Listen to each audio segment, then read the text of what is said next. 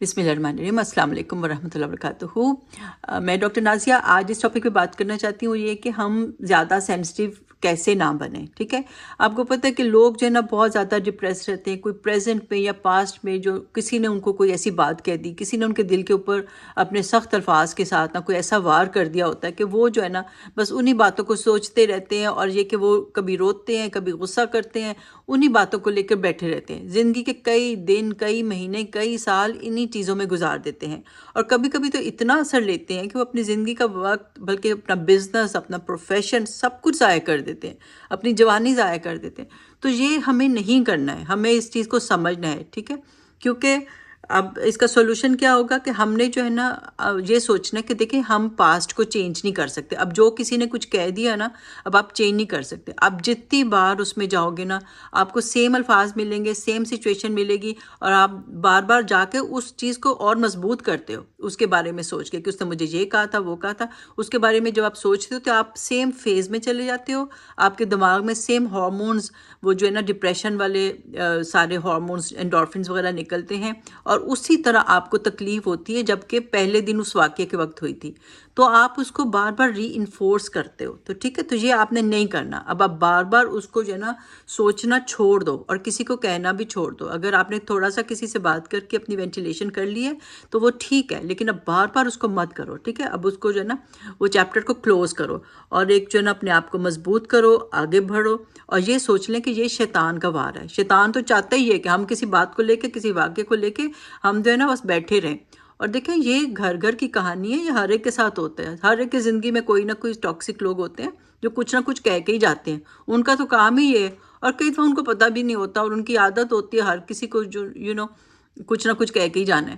تو آپ نے اب ان کے پیچھے جس شخص کو آپ پسند بھی نہیں کرتے، اور پھر آپ اس کے پیچھے اپنا وقت اور زندگی اور ساری اپنی انرجی ضائع کر رہے ہو، تو یہ پھر ٹھیک نہیں ہے، ٹھیک ہے؟ آپ سوچو کہ یار میں نے اپنے اس بندے کے لیے جس کو میری وہ گڈ بکس میں بھی نہیں ہے، میری وہ بلیک لسٹ میں ہے، اور میں جو ہوں اس کے لیے اپنا وقت ضائع کر رہا ہوں، اس کے لیے اپنی ساری انرجی اور پوٹینشیل ضائع کر رہا ہوں، تو یہ چیزیں جو ہے نا ان میں سے نکل آئیں، اور سوچیں کہ یہ شیطان کا وار بھی ہوتا ہے، اور شیطان جو ہے وہ انسان کو ناشکرا بھی بناتا ہے۔ وہ تو چاہتا ہی ہے کہ ہم جو ہے نا کوئی نہ کوئی بات لے کے وقت ضائع کریں، زندگی ضائع کریں۔ جو اللہ نے ہم سے ٹائم کا حساب پوچھنا ہے نا کہ تم نے زندگی کہاں گزاری، تو ہم کیا بتائیں گے؟ اللہ اس نے مجھے یہ کہہ دیا تھا، میں تو بس وہی سوچتا رہا کہ میں اسے بدلہ کیسے لوں، اور میں اس کو کیسے سناؤں۔ اس نے مجھے ایک سنایا، میں اس کو 10 کیسے سناؤں، اور کئی دفعہ تو 10 سنا کے بھی دل جو ہے نا وہ ہلکا نہیں ہوتا۔ تو یہ شیطان کا وار ہے کہ آپ انہی باتوں کو، اس واقعے کو لے کے بیٹھے رہو اور ناشکرا پن کرو۔ جو اللہ نے آپ کو اتنے پازیٹیوز دیے، اللہ نے آپ کو صحت دی، تندرستی دی، پتہ نہیں کتنے اور اچھے رشتے دیے، آپ کے اولاد دیا، آپ کو پتہ نہیں اللہ نے کتنی نعمتیں دی ہیں، کیونکہ اللہ کی تو نعمتیں ایسی نا کہ آپ شمار ہی نہیں کر سکتے۔ جب گننے پہ آؤ تو آپ ان کا شمار ہی نہیں کر سکتے۔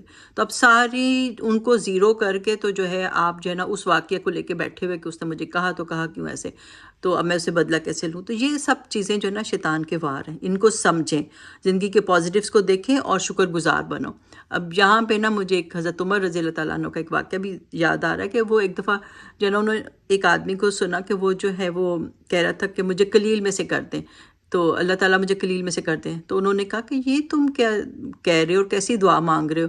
تو اس نے کہا کہ قرآن میں آتا ہے نا قلیلم ما تشکرون، بہت کم ہے جو کہ شکر گزار ہے، تو میں ان کم شکر گزاروں میں سے ہونا چاہتا ہوں۔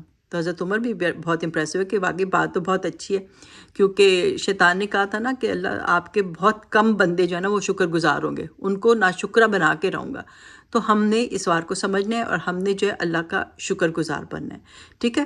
تو اپنی جو ہے نا اس شخص کی خاطر آپ نے جو ہے نا وہ جو پاسٹ میں جو ہو گیا، اب ظاہر آپ اس کو بھول تو نہیں سکتے ہیں، آپ کو الحمدللہ کوئی الزائمر، کوئی ڈیمینشیا تو نہیں ہے، لیکن یہ ہے کہ اس کو پیچھے ڈالیں، کیا وہ کہتے ہیں نا بھاڑ میں ڈالو اس کو، اور پھر یہ کہ آپ آگے بڑھیں، اور یہ کہ آپ جو ہے نا سوچیں کہ آپ کے اندر کیا پوٹینشیلز ہیں، اور آپ نے زندگی کے اندر کیا کیا بینیفیشل کام کرنے ہیں، ٹھیک ہے؟